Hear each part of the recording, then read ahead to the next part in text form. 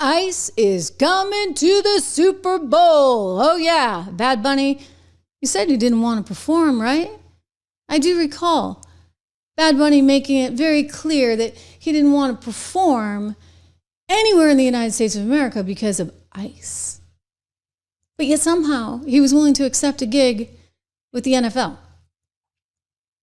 Surprising to me, given that he was on, a big platform saying he would never come to the U.S. He doesn't need the U.S. He's a Puerto Rican rapper and disgusting. Like, I speak Spanish, not Puerto Rican Spanish. Like these words, and I've talked to people from Puerto Rico, like these words are even worse in the Puerto Rican slang than you can even imagine. And I won't even tell you what they are because they're just not appropriate to discuss anywhere. But they're in his songs, and he's called the president some names, and I wouldn't be surprised if he tries to pull this on NBC. I mean, speaking of Mika and Joe and Versant getting spun off and MSNBC getting spun off, I mean, NBC's going to be right back in the thick of it because they're the ones that are broadcasting the Super Bowl. And so if they're broadcasting the Super Bowl, hey, Brendan Carr, I think we got an FCC violation in the works. Well, regardless of that, ICE is going to make his life a little bit difficult, especially given, right, that he came right out and said, let's play the clip. He's never coming to the U.S. to perform because of ICE. Well, unless he gets asked to do the Super Bowl. I'm never performing in the U.S. again. I'm scared that ICE might raid the venue outside my show.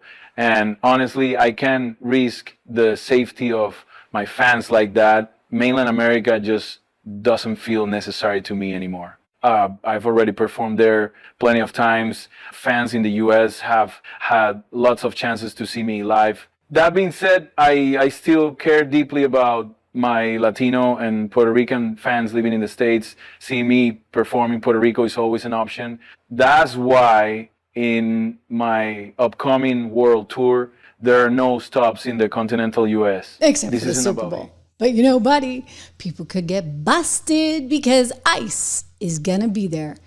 I don't think you want Tom Homan after you. Tom Homan means business. You know who else means business? Kristi Noem, okay? She's been all over this. So guys, you're going to have to deal. Bad Bunny, this was a bad pick, NFL. This was a bad pick. Just another example. It says there were so many reasons why I didn't show up in the US, and none of them were out of hate. All of the shows have been successful.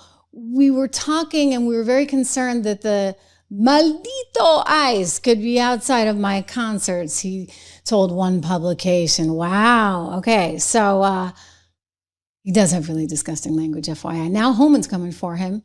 Now Kristi Noem is coming for him. I want to go to a clip of our friend Corey Lewandowski from New Hampshire. We've got a lot of New Hampshire people on the show today. Jeannie and Corey, myself, and my friend Benny. He was just over on Benny's show, and this is pretty good. He's like, yeah, it's happening. And by the way, Corey, I believe still is one of the people working for the Department of Homeland Security with Kristi Noem. So guess what? This is real.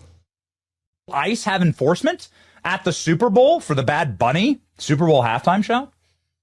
Benny, there is nowhere that you can provide safe haven to people who are in this country illegally, not the Super Bowl and nowhere else. We will find you. We will apprehend you. We will put you in a detention facility and we will deport you. So know that that is a very real situation under this administration, which is completely contrary to how it used to be. That said, look, the NFL has been so woke for so many years. They finally decided to make a comeback. They finally had people stand up for our great national anthem. But remember, these guys, Colin Kaepernick used to say, well, I wasn't being chosen to play on the NFL team because I was kneeling. No, you sucked, and that's why you weren't being played. That's why no team wanted to pick you up, because they're a business is the bottom line.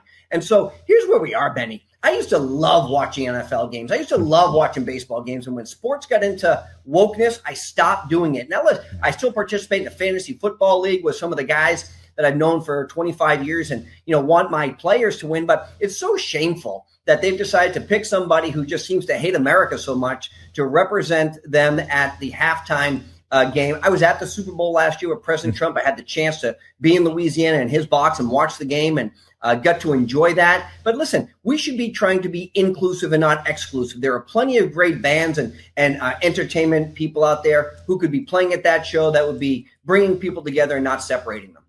It doesn't make any sense to me because he's Puerto Rican, so he has an American passport. So he's like, and he lives in American territory. He was born in American territory. So Yeah, you're fine. Can you explain that? But we could see AOC doing the exact same thing, right? We've got plenty of people that are born in America and somehow hate America. And he's born in Puerto Rico and has a lot of songs about how America's just ruined Puerto Rico. Okay, well, let's let Corey finish. Dissidence to me, I don't understand that. Like, how can you do the inside-outside thing? Bro, you're an American. Show me your passport. Do you have some special Puerto Rican passport just for No, you don't. You have an American passport, you fraud.